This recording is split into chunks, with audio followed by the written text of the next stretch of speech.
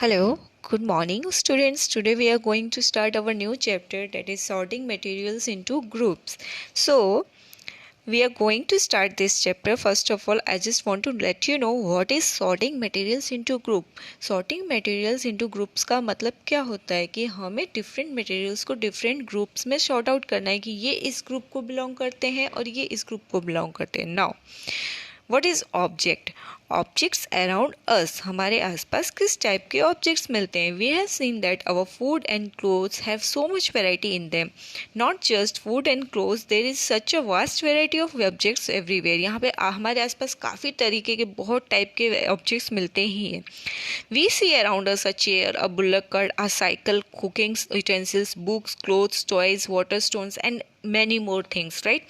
Now all these objects have different shapes and colors and uses. Her object का अलग colour होता है, अलग शेप होती है, अलग यूज होता है. Now look around and identify objects that are round in shape. अपने आसपास देखो और उन ऑब्जेक्ट्स को फाइंड आउट करो जो राउंड शेप में होते हैं. तो आप लोग शायद उसके अंदर you can take rubber ball, a football and a glass marble. This is your list, right?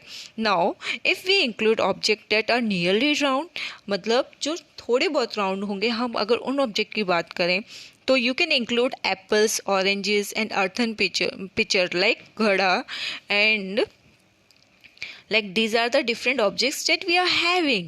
So now we were looking for objects that are edible. अब हम उन objects को देख रहे हैं जो कि edible होते हैं. We might include all the items that we have listed in table 1.1, 1.2 and 1.3 in chapter 1. हमने उस चैप्टर में चैप्टर 1 में हम लोगों ने शायद एडिबल मतलब जो खाने वाली चीज़ें होती हैं उनको शॉर्ट आउट किया था कि कौन कौन सी चीज़ों से हम खाना बना सकते हैं, राइट? तो उसमें टेबल 1.1, 1.2, 1.3 अगर आपको याद होगी तो उसमें हमने लिस्ट ऑफ फूड आइटम्स ही लिए थे. We might also find too that some of those round shaped objects we just listed out. अभी हम लोगों ने एक लिस्ट बनाई जो राउंड शेप ऑब्जेक्ट्स की थी. Now let us say we wish to make a group of object that are made up of plastic. अब हम एक ऐसा ग्रुप बनाएंगे जो कि प्लास्टिक से बना हुआ हो. उसके अंदर आता है buckets, lunch boxes, toys, water containers, pipes and many such objects may find a place in this group. There are so many ways to group object. Now, in the above example, we have grouped objects on the basis of their shapes, materials they are made from.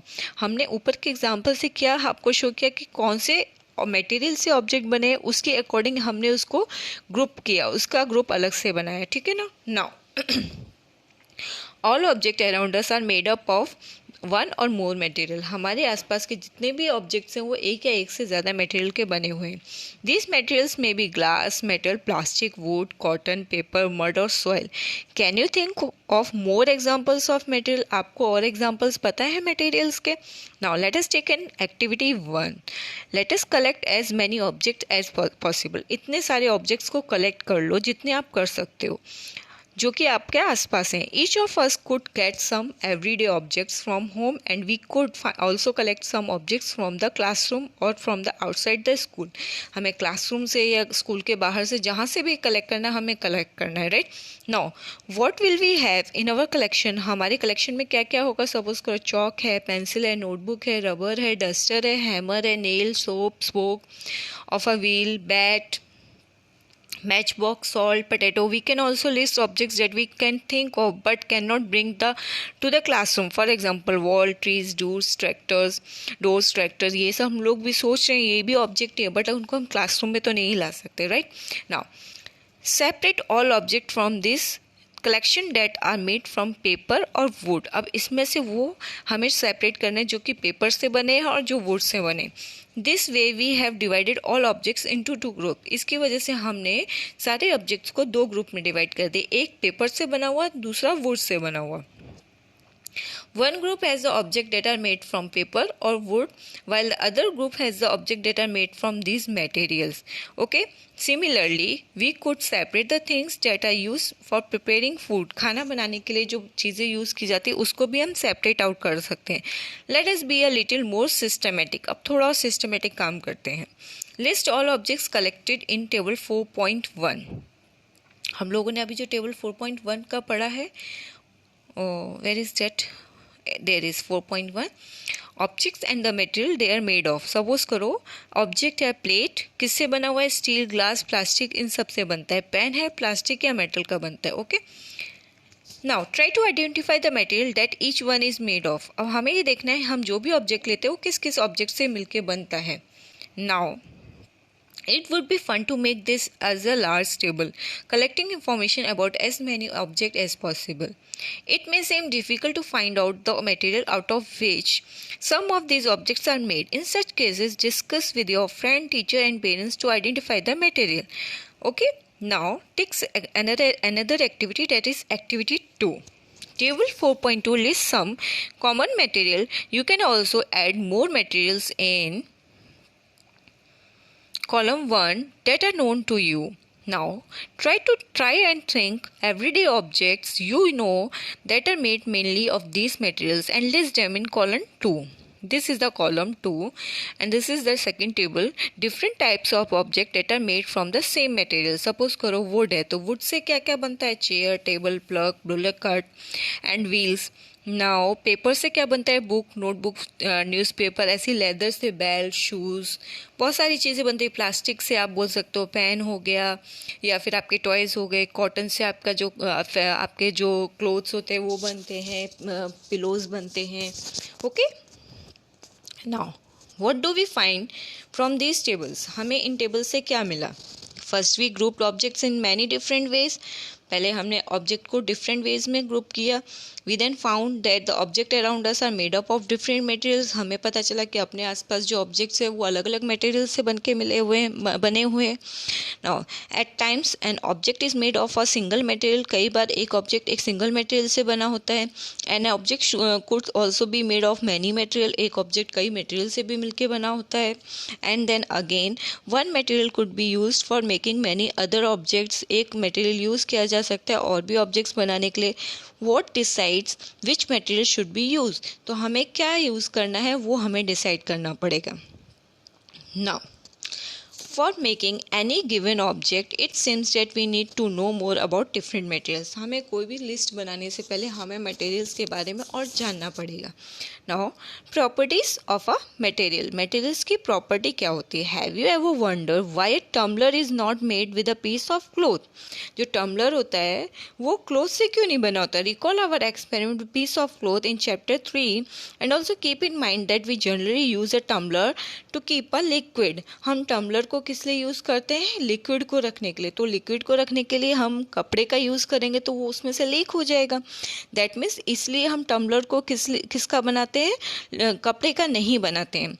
Therefore, would it not be silly if we were to make a tumbler out of cloth? What we need for a tumbler is glass, plastic, metal. हम tumbler किससे बनाते हैं? Glass से या फिर plastic से या फिर मेटल से बनाते हैं. और other such material that will hold water, या फिर कुछ ऐसे मटेरियल जो कि पानी को होल्ड कर सके. Similarly it would not be wise to use paper like material for cooking vessel. अब पेपर के मटेरियल से तो हम कुकिंग बर्तन नहीं बना सकते ना, खाने के बर्तन. क्यों? क्योंकि उससे वो जल जाएगा पेपर. दैट्स वाई हम लोग उसके लिए मेटल्स यूज़ करते हैं. ठीक है. Now we see then that we choose a material to make an object depending on its property. हम ऐसे ऑब्जेक्ट को चूज़ करते हैं, मटेरियल को चूज़ करते हैं जिससे उस ऑब्जेक्ट की प्रॉपर्टी डिपेंड करती है. सपोज करो अगर हम मेटल को यूज़ करते हैं तो मेटल इजीली बर्न नहीं होता है, तो हम उससे कुकिंग यूटेंसिल्स बनाते हैं. Right.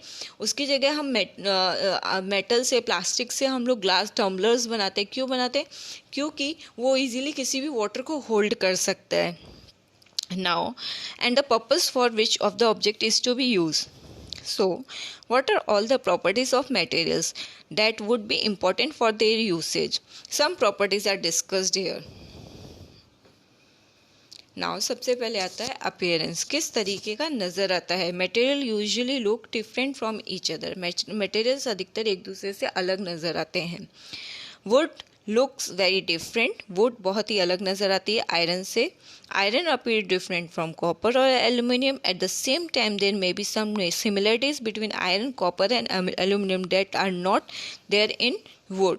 Now, activity 3, collect some small pieces of different materials: paper, cardboard, wood, copper, wire, aluminum sheet, chalk. Do any of these appear shiny? इसमें से कोई भी shiny नज़र आता है? Separate the shiny material into a group. Shiny materials को group में separate कर दो. Now, observe the teacher cuts each material into 2 pieces and look at the freshly cut surface. What do you notice? Does the freshly cut surface of some of these materials appear shiny? Include these objects all in the group of shiny material. Do you notice such a shiny or luster in the other material?